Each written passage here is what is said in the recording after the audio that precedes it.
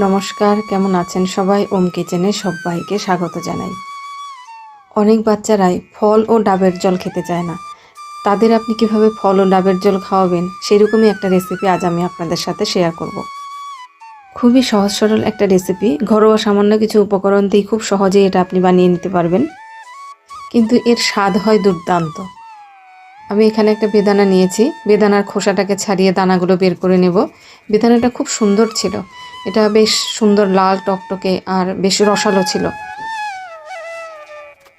খুব বেশি ঝামেলা ছাড়াই খুব সহজেই আপনি এটি বানিয়ে নিতে পারবেন। এই ফলের খোসা টোসা ছাড়াতেই যা একটু সময় লাগে। বাড়িতে আমি বেশ কয়েকবার এই রেসিপিটা ট্রাই করেছি, সবারই দেখি ভীষণ পছন্দ হয় এটি, সেই জন্যই আজ আমি আপনাদের সাথে এটি শেয়ার করছি। 2 চামচ সাবুদানা নিয়েছি, এই সাবুদানাটাকে ভালো করে জল দিয়ে 3-4 বার ধুয়ে পরিষ্কার করে নেব। এবার বেদানার দানা থেকে একটু রস বের করে নিচ্ছি।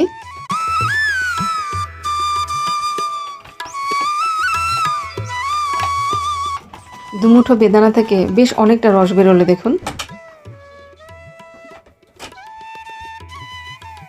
এবার এই বেদানার রস দিয়ে সাবুদানাটাকে 1 থেকে 1.5 ঘন্টা ভিজিয়ে রাখবো।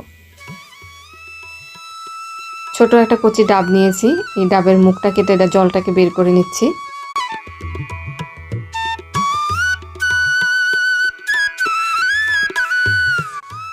ডাবের জলটাকে একটা বড় পাত্রের মধ্যে ঢেলে নিচ্ছি। প্রথমে 3 গ্লাস শরবতের জন্য আমি 4টে ছোট ছোট ডাব নিয়েছি, ডাবগুলো বেশ কচি। একটা কাচের গ্লাসে 2 মুঠো বেদানার দানা নিয়ে নিলাম। এবার একই রকমভাবে বেদানার দানা থেকে রস বের করে নিচ্ছি। দেখতে খুবই সুন্দর হয়, দেখুন শুধু। এই শরবত দেখে কেউ বুঝতেই পারবে না ডাবের জল আর বেদানা দিয়ে তৈরি। দেখতে এবং খেতে অপূর্ব সুন্দর হয়। এবার এই বেদানার রসের মধ্যে গ্লাস ভর্তি করে ডাবের জল দিয়ে দিলাম। এবার 2 চামচ মধু দিয়ে দিচ্ছি, আপনারা চাইলে গুড় বা চিনিও দিতে পারেন। আমি জিনিসটাকে হেলদি করার জন্য 2 চামচ মধু দিয়ে দিলাম। 1/3 টিস্পুন চাট মশলা, হাফ লেবুর রস দিয়ে দিচ্ছি। স্বাদ অনুসারে একটু বিট নুন দিলাম। এবার সব কিছুকে ঘেটে নাড়িয়ে নেব।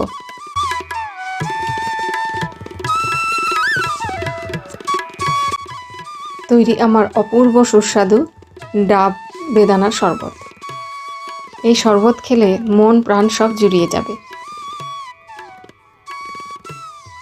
এবার 2 নম্বর শরবতে যাচ্ছি।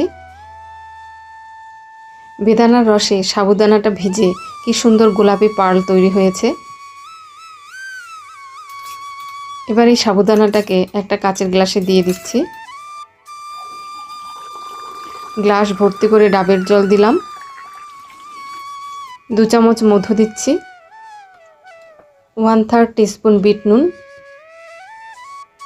একটা গোটা মোসাম্বি লেবুর রস দেব। 4 ভাগের 1 ভাগ পাতিলেবুর রস। এবার চামচ দিয়ে নেড়ে সব কিছুকে মিশিয়ে দিতে হবে। তৈরি আমার ডাব মোসাম্বি সাবুদানার শরবত। মন প্রাণ পেট সব কিছু ঠান্ডা হয়ে যাবে এই শরবতে। চলে এলাম 3 নম্বর শরবতে। সবচেয়ে টেস্ট হয়েছিল এই শরবতটি। সবগুলোই খুব ভালো হয়েছিল খেতে, কিন্তু সবচেয়ে বেশি ভালো হয়েছিল এই শরবতটি খেতে। একটা মাঝারি সাইজের পেয়ারাকে এভাবে কেটে নিয়েছি। এবার মিক্সিতে অল্প জল দিয়ে পেয়ারাটাকে পেস্ট করে নেব। পেয়ারার পেস্টটা ছেঁকে এখান থেকে পেয়ারার রসটাকে বের করে নেব। একটা চামচ দিয়ে চেপে এভাবে বাকি রসটাকেও বের করে নিলাম। এবার ডাবের জল দিয়ে গ্লাসটা ভর্তি করে দেব। আগের মতোই 2 চামচ করে মধু দিয়ে দিচ্ছি। হাফ লেবুর রস দিলাম। স্বাদ মতো বিট নুন আর 1/3 টিস্পুন আমি এখানে জল জিরা দিয়েছি। 7-8টা পুদিনা পাতা এভাবে হাত দিয়ে ছিঁড়ে দিলাম। এবার সব কিছু ঘেটে মিশিয়ে দিলেই তৈরি আমার পেয়ারা ডাবের শরবত। পেয়ারা, জল জিরা আর পুদিনা পাতার কম্বিনেশনটা এত সুন্দর হয়েছিল কি বলবো। খুব গরমের সময় বানালে 2-3 কিউব আইস দিয়ে দেবেন। এখন তো বেশি গরম নেই, তাই আমি আইস দিলাম না। আপনারাও কিন্তু বাড়িতে একদিন বানিয়ে দেখতে পারেন, মারাত্মক সুন্দর হয় খেতে। আজ তাহলে এখানেই শেষ করছি। রেসিপি কেমন লাগলো অবশ্যই আমাকে কমেন্টে জানাবেন। ভালো লাগলে একটা লাইক করে দেবেন। সবাই ভালো থাকবেন, সুস্থ থাকবেন, সাবধানে থাকবেন। দেখা হচ্ছে পরের একটা ভিডিওতে।